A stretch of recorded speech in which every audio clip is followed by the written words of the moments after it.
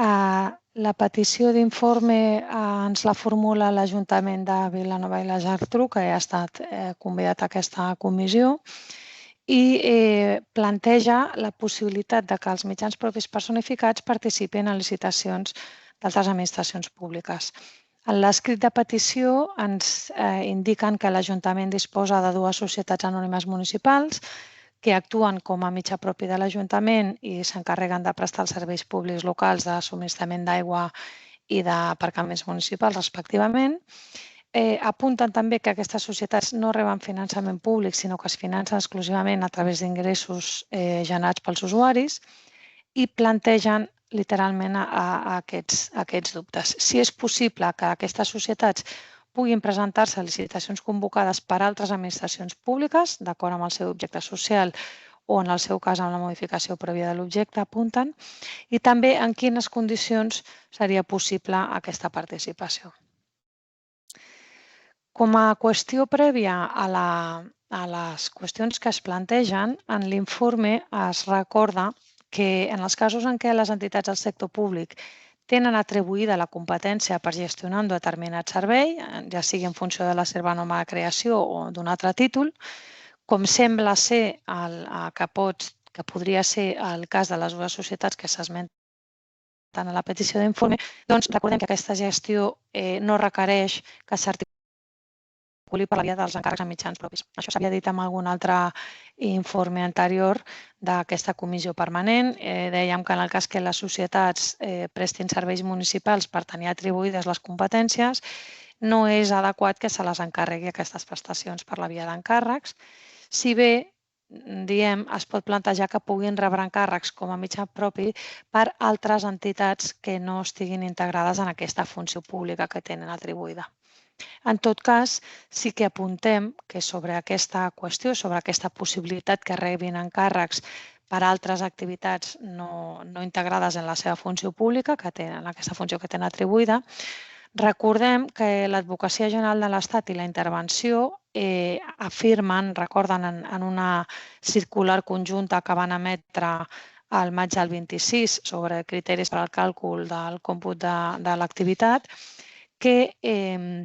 recorden dir que en aquesta instrucció que en ocasions la condició de mitjà propi concorre en organismes públics que executen aquesta funció pública i en paral·lel poden rebre encàrrecs per a la realització d'activitats no integrades. Per tant, sí que estan preveient que això és possible, si bé alerten que la pròpia naturalesa jurídica inherent a la condició d'organisme públic delimita com a opció minoritària, apunten, la realització de forma concurrent d'altres activitats, al marge de la que tenen atribuïda com a pròpia i ja sigui o no per la via d'aquests encàrrecs com a mitjans propis. Per tant, primer apunt en el sentit d'assenyalar que les entitats que tenen atribuïda una determinada funció com a competència pròpia ja no és necessari que se'ls atribueixin els mitjans, que se'ls reconegui la condició de mitjà propi i se li atribueixin aquestes competències com a encàrrecs, com a mitjans propis, i d'altra banda que podria plantejar-se que aquestes entitats que tenen atribuïda la competència poguessin actuar com a mitjà propi per altres, si bé, com diuen l'Advocacia General de l'Estat i la Intervenció General de l'Estat, com a opció minoritària, per aquesta pròpia configuració que tenen aquestes entitats. Pel que fa, en primer lloc, a l'anàlisi de si poden participar els mitjans propis en licitacions públiques d'entitats diferents de les aquelles respecte a les quals tenen aquesta consideració de mitjà propi, es recorda en primer lloc en l'informe que un dels requisits que han de complir les entitats per tenir la consideració de mitjà propi és dur a terme més del 80% de les activitats en exercici de les comeses que li encarregui l'entitat de les que té la consideració de mitjà propi. Aquest propi límit comporta, per tant, la possibilitat de les entitats de poder operar en el mercat i cal entendre que també en el mercat de la contractació pública d'aquesta manera residual, amb aquest màxim del 20%. Tenint en compte també, recordant aquí la prohibició general que preveu la llei i la directiva de limitar la participació en licitacions públiques per la forma jurídica o l'ànim de lucre de les entitats. Aquí recordem que el Tribunal de Justícia de la Unió Europea ha assenyalat que la naturalesa pública o privada de les persones jurídiques no és rellevant a l'hora de determinar la seva aptitud per contractar, per fer contractació pública, i ens esmenten en l'informe alguna sentència en la que el Tribunal de Justícia recorda que poden licitar o presentar-se com a candidats persones o entitats que compleixin els requisits previstos en la licitació amb independència de que el seu estatut jurídic sigui públic o privat i també de que operin sistemàticament en el mercat o només intervinguin amb caràcter ocasional. I afegeix el Tribunal de Justícia de la Unió Europea o de que estiguin o no subvencionats amb fons públics. Per tant, la pròpia jurisprudència del Tribunal de Justícia ja ens està dient que és possible, encara que es tracti de persones amb estatut jurídic, personificacions públiques i que a més rebin fons públics, és possible que participin en licitacions. També s'apunta en aquesta primera consideració que per calcular aquest percentatge, aquest límit màxim del 20% d'activitats que poden dur a terme en el mercat obert, doncs es recorden les indicacions que es donen en aquesta circular conjunta a la que ja m'he referit abans. També s'apunta a que la pròpia limitació que estableix la nostra llei de contractes i que és una limitació que no es preveu en el dret europeu, ni tampoc en la jurisprudència del Tribunal de Justícia, ni s'hi fa un esment específic, limitació que preveu que els mitjans propis no poden participar en licitacions que convoqui el poder adjudicador respecte a les que són mitjans propis, doncs aquesta mateixa limitació interpretada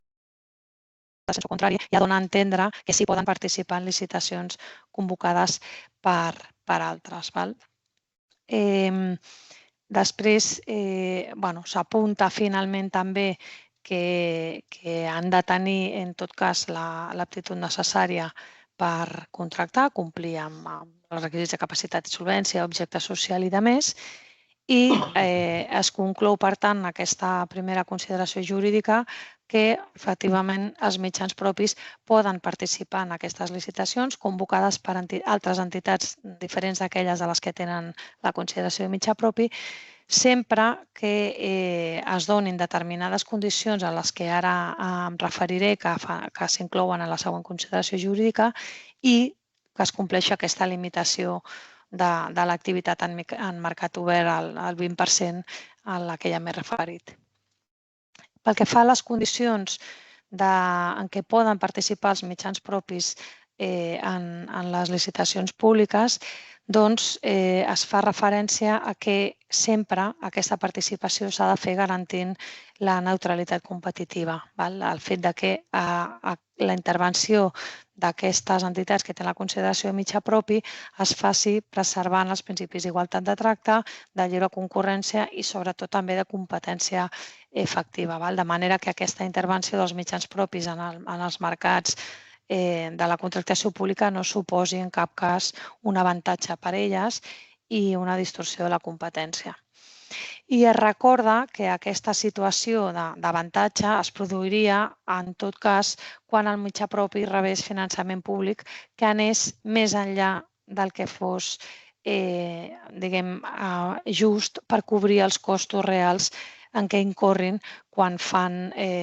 executen els encàrrecs que se'ls han atribuït. Per tant, la qüestió que cal determinar és si el finançament que reben aquestes entitats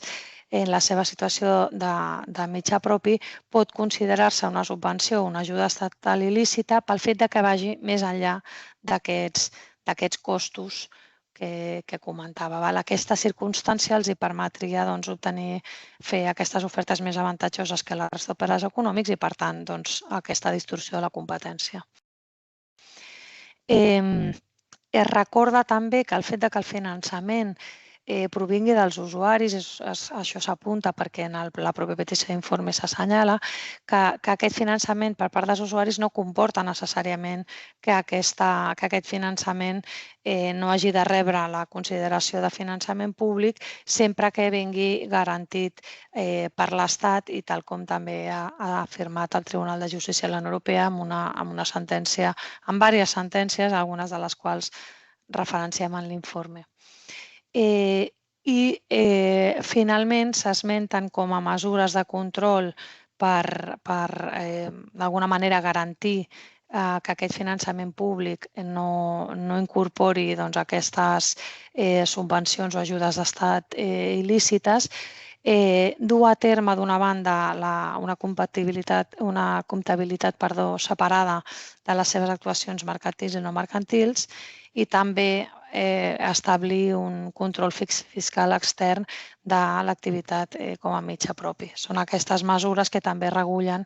en una guia de la CNMC a la que es fa referència en diverses ocasions en l'informe, que analitza també totes aquestes qüestions de l'impacte que té la participació de mitjans propis en licitacions. Per tant, com a resum d'aquesta consideració, la idea que s'apunta és que, a més de que el fet que aquesta activitat que dugui el mitjà propi al marge de la seva consideració de mitjà propi ha de ser residual, ha de ser del 20%, com diu la pròpia normativa, també cal entendre, a més, que l'activitat que desenvolupi concretament participant en licitacions d'entitats del sector públic ha de ser encara més marginal i excepcional atesa la seva naturalesa d'entitat instrumental i de proveïdor intern del sector públic, en definitiva,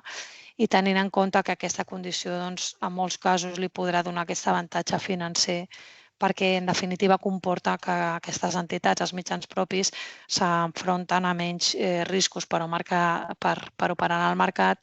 i també poden tenir per aquesta consideració de mitjans propis menys costos de finançament, justament pel suport que reben de l'entitat del sector públic de la qual són mitjà propi.